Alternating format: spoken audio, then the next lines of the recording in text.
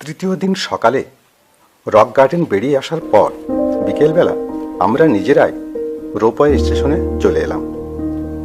Motor stand থেকে মাইক্রোবাসে মাত্র 15 টাকা করে ভাড়া দিয়ে নর্থ পয়েন্টে নেমে 2 মিনিট হেঁটে সেন্ট জোসেফ স্কুল পার হয়েই ডানে সিঁড়ি বেয়ে উঠে পড়লাম রোপওয়ে স্টেশনে। 260 টাকা করে টিকিট কেটে মাত্র আধা ঘন্টার সিরিয়ালে চড়ে বসলাম কেবল কারে। শুনেছি সিজনে নাকি 2 থেকে 2.5 ঘন্টা লাইনে দাঁড়িয়ে অপেক্ষার পর পর্যটকেরা কেবল কারে ওঠার সুযোগ পায়। অবশেষে আমরা কেবল কারে ওঠার সুযোগ পেলাম এবং বসতে না বসতেই যাত্রা শুরু হলো। কেবল কারে 6 জনের আসন। আমাদের কারের অন্য 4 জন একই পরিবারের এবং হিন্দি ভাষী। প্রথমে লোকালয়ের উপর দিয়ে এবং তারপর সবুজ চা বাগানের উপর দিয়ে আমরা 4 কিলোমিটার দূরের গন্তব্য পুত্তাবং স্টেশনের দিকে ভেসে চললাম। নিচে বড় বড় উদ্ভিদ দেখতে পেলাম এবং উদ্ভিদগুলোর রং খুব সুন্দর। খুব ভালো লাগলো গাছগুলোকে দেখে। চারপাশেই চোখের সামনে ভেসে উঠছে মনোরম সব দৃশ্য। কোন দিক রেখে কোন দিকে তাকাবো বুঝতে পারছি না।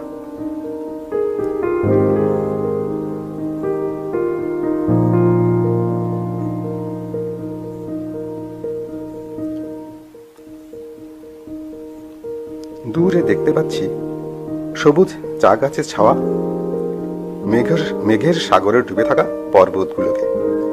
মনে হচ্ছে ওটা কোনো স্বপ্নের রাজ্য।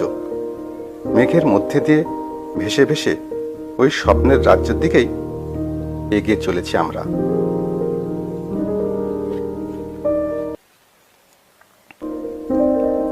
নিচে একদম প্রায় চা বাগানের কাছে চলে এসেছি আমরা। রাস্তাও দেখতে পাচ্ছি, রাস্তা দিয়ে একটা গাড়িকেও যেতে দেখছি। আর ওই যে দূরে ওখানেই ওই মেঘের মধ্যেই পুত্তাবং রোপওয়ে স্টেশন। ডানের দৃশ্যও অতি চমৎকার। পাহাড় শীর্ষে কয়েকটা ঘর বাড়ি দেখতে পাচ্ছি। সারা পাহাড় জুড়েই চা বাগান আর পাহাড়ের খাঁজে খাঁজে মেঘও দেখতে পাচ্ছি। বড় সুন্দর লাগছে চারপাশটা। রোপওয়ে ভ্রমণ করে আমরা ভীষণ আনন্দ পাচ্ছি। এই দেখো কি চমৎকার দৃশ্য। নিচে দেখতে পাচ্ছি চা বাগানে কয়েকজন নারী শ্রমিক চা পাতা সংগ্রহ করছে। বিরল দৃশ্য। এরকম দৃশ্য দেখতে পাবো ভাবতে পারিনি। তাদের মাথার উপর দিয়ে উড়ে যাচ্ছে মেঘ।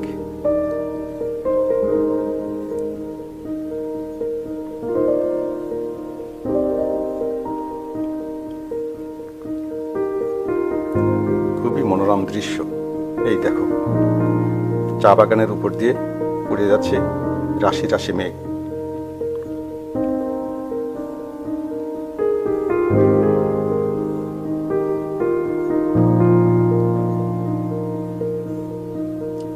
ওই যে দূরে দেখা যাচ্ছে পুত্তাবং, ওখানে রোপওয়ে স্টেশন। রোপওয়ে ভ্রমণ করে আমরা কিন্তু ভীষণ আনন্দ পাচ্ছি। মনে হচ্ছে আমাদের বুড়োকালের হানিমুনটা সার্থক হয়ে গেল। এখন ফিরছি আমরা। আগে এখানে 1 ঘন্টা সময় দিত এই পাহাড়ে বেড়ানোর জন্য, কিন্তু এখন সঙ্গে সঙ্গে আবার ব্যাক করে। ওই যে দার্জিলিংয়ের দিক থেকে আরেকটা কেবল কার এদিকে এগিয়ে আসছে। আর ওই যে পাহাড় শীর্ষে দার্জিলিং রোপওয়ে স্টেশন। মেঘে ঢেকে আসছে পাহাড় শীর্ষটা।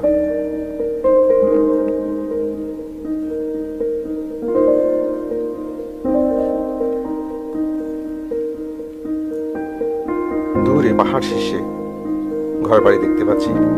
এরকম দুর্গম পাহাড়ের গায়ে ঘরবাড়ি দেখলেই আমার একটা ভাবনা মনে আসে। ওখানে থাকে কারা, কি খায়, ঘুমায় কি করে, ওখানে যায় বা কি করে।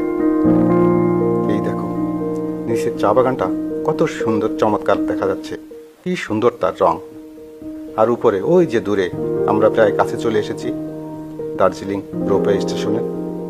ওইখানে পৌঁছাবো আমরা। ওইখান থেকে আমরা যাত্রা শুরু করেছিলাম।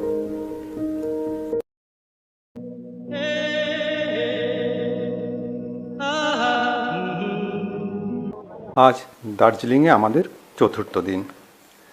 এখন সকাল 10টা।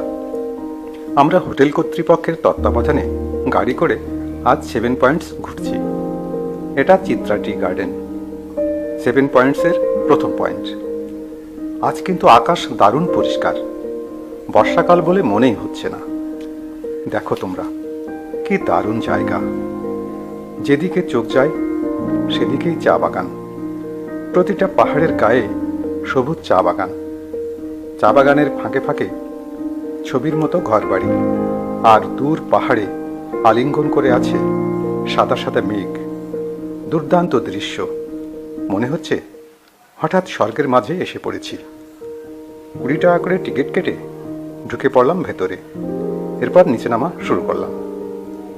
নিচে নেমে রিপা এক নেপালি দোকান থেকে 50 টাকা ভাড়া দিয়ে নেপালি পোশাক ভাড়া করল।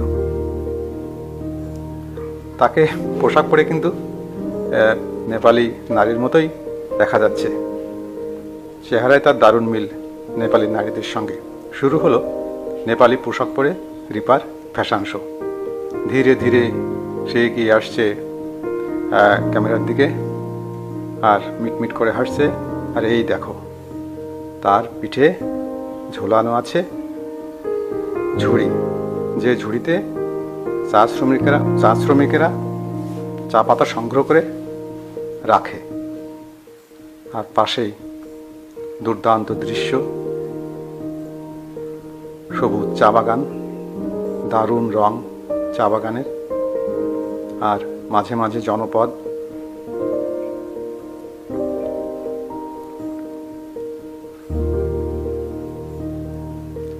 সুন্দর প্রাকৃতিক দৃশ্য দেখে মন প্রাণ জুড়িয়ে যাচ্ছে।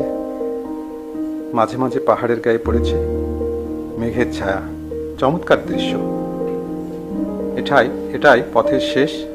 এরপরে আর নিচে নামতে পারবো না আমরা।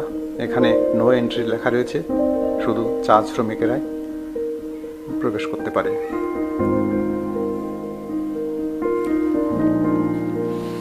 বর্ষার সিজনে আমরা কিন্তু দারুণ উপভোগ করছি দার্জিলিংকে। এই সময় এখানে ভ্রমণে আসাই যায়। কোনো কোনো দিন মেঘে সম্পূর্ণ ঢাকা থাকলেও পরে আকাশ ক্লিয়ার হয়ে যায়। বর্ষাকালে দার্জিলিংয়ের রূপ অন্যরকম। এর সঙ্গে অন্য সিজনের তুলনায় চলে না। মেঘ ছাড়া দার্জিলিংকে ভালোও লাগে না। আজ আমরা পার হেড 400 টাকা করে দিয়ে 7 পয়েন্টস ঘুরছি। 7 পয়েন্টসের মধ্যে চিত্রা টি গার্ডেন, চিড়িয়াখানা এবং জাপান টেম্পল। এরপর আমরা রওনা হলাম হিমালয়ান মাউন্টেনিয়ারিং ইনস্টিটিউটের তেনজিং রকে। এটা 7 পয়েন্টসের দ্বিতীয় পয়েন্ট, চিত্রা টি গার্ডেনের একদম পাশে। এখানে ভাবী পর্বত অভিযাত্রীরা পাহাড় পাওয়ার ট্রেনিং নেয়। এটা চিড়িয়াখানা। 100 টাকা করে টিকিট কেটে ভেতরে ঢুকে পড়লাম। চিড়িয়াখানা কিন্তু আমার পছন্দের জায়গা নয়। পশু পাখি খাঁচায় আটকে রাখার ব্যাপারটা আমার একদম ভালো লাগে না। তারপরেও বলবো, এখানকার নৈসর্গিক দৃশ্য অতি চমৎকার। শান্ত নিরিবিলি, পরিপাটি, ছিমছাম পরিবেশ দেখলেই প্রাণটা জুড়িয়ে যায়। তাই জায়গাটায় একবার আসতেই হবে। ডানের খাড়া পথ বেয়ে একটু এগিয়েই পৌঁছে গেলাম রেড পান্ডার খাঁচার কাছে। রেড পান্ডাটা গাছের ডালে ঝিমুচ্ছিল। আমাদের দেখে ধীরে ধীরে গাছ পেয়ে নিচেই নেমে এলো। বোধহয় আমাদের দেখে তার খুব পছন্দ হয়েছে। তারপর নিচে নেমে প্রাতকৃত্য সেরে নানা ভঙ্গিমায় আমাদের ক্যামেরার সামনে পোজ দিতে লাগলো।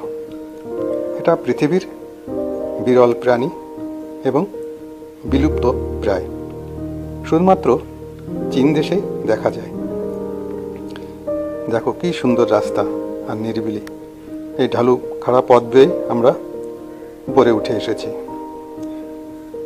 ডানে বিভিন্ন পাখির খাঁচা, অধিকাংশ খাঁচায় পাখি শূন্য, বিভিন্ন খাঁচাতে কাজ চলছে। আর ডানে খুব সুন্দর সুন্দর বসার বেঞ্চ। রিপা পাহাড় বেয়ে বেয়ে ক্লান্ত হয়ে একটা বেঞ্চে বসে পড়েছে। আমিও তার পাশে বসলাম। আমিও খুব ক্লান্ত। এরপর আমরা আবার গোড়ায় ফিরে এসে উত্তর দিকের খাড়া পথ বেয়ে যেতে লাগলাম হিমালয়ান মাউন্টেনিয়ারিং ইনস্টিটিউটের দিকে। এর বায়ে পাহাড়ের ঢালে পশুদের খাঁচা, আর ডানে সুন্দর চমৎকার পাহাড়ের সবুজ ঢাল। এই যে এটা হলো ইনস্টিটিউটের সামনে। দেখলাম মেয়েরা পাহাড় বাওয়ার প্রশিক্ষণ নিচ্ছে। এই বীরাঙ্গনা মেয়েরাই হয়তো একদিন এভারেস্ট শৃঙ্গ জয় করবে। রিপা অবাক হয়ে দেখছে। ও হয়তো ভাবছে মেয়েরাও এসব পারে। এই যে এটা হলো ইনস্টিটিউটের সামনের দৃশ্য। আর এই পথটা চলে গেছে মিউজিয়ামের দিকে। আর ওই যে উপরে ওটাই হলো মিউজিয়াম। রিপা এখনো অবাক হয়ে দেখছে মেয়েদের প্রশিক্ষণ। এই যে এদের সাথে আমরা রোপওয়েতে উঠেছিলাম। এখানকার দৃশ্য খুব চমৎকার। এই পথ চলে গেছে মিউজিয়ামের দিকে, আর ডানে একটা শর্টকাট পথ আছে মিউজিয়ামে ওঠার জন্য। এই যে লোকজন উঠছে অতি ধীরে ধীরে। রিপা বলছে কোন দিকে যাব, কোন দিক দিয়ে যাবে, সামনে সোজা পথ দিয়ে নাকি শর্টকাট পথ দিয়ে? আমি বললাম শর্টকাট পথ দিয়ে তুমি ওঠো। সে ধীরে ধীরে উপরে ওঠা শুরু করলো। এটা হলো মিউজিয়ামের সামনে। মিউজিয়ামের ভেতরে ক্যামেরা কিন্তু অ্যালাউ নেই। চিড়িয়াখানা ভ্রমণের পর আমরা চলে এলাম জাপান টেম্পলে। এখানে দুটো পয়েন্টস আছে, একটা হলো পিচ প্যাগোডা এবং আর একটা জাপান টেম্পল। ষষ্ঠ এবং সপ্তম পয়েন্ট, এই দুটো দেখলেই আমাদের আজকের ভ্রমণ শেষ হবে। এখানকার পরিবেশটাও অতি চমৎকার, শান্ত শিষ্ট পরিবেশ, চারিদিকে পাইনের জঙ্গলে ঘেরা। খুবই ভালো লাগছে জায়গাটাকে। একটা ছোট সিঁড়ি বেয়ে উপরে উঠে পড়লাম। সামনে পড়লো পিচ প্যাগোডা।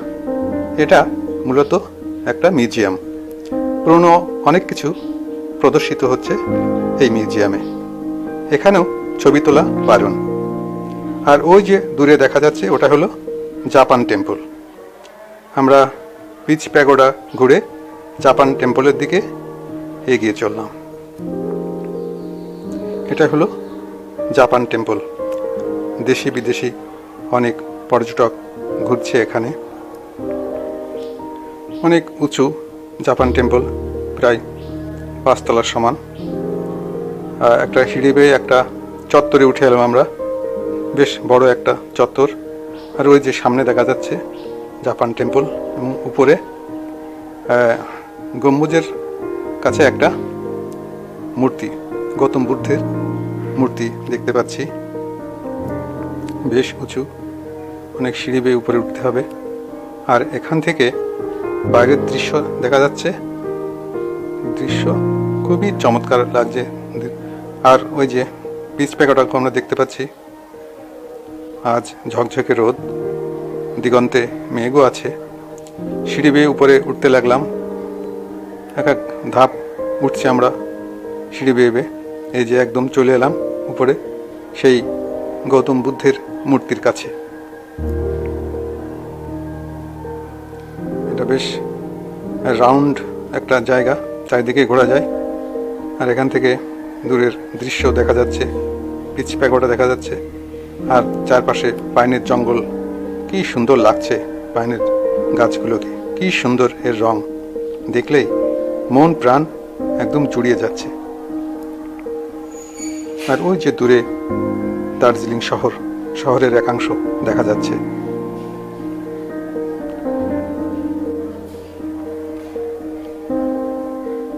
জাপান টেম্পল ভ্রমণ শেষ হলেই আমাদের আজকের মতো ভ্রমণ শেষ হবে।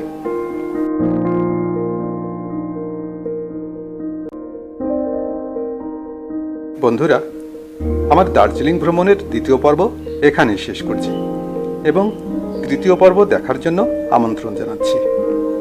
ভিডিওটা ভালো লাগলে লাইক কমেন্ট করো।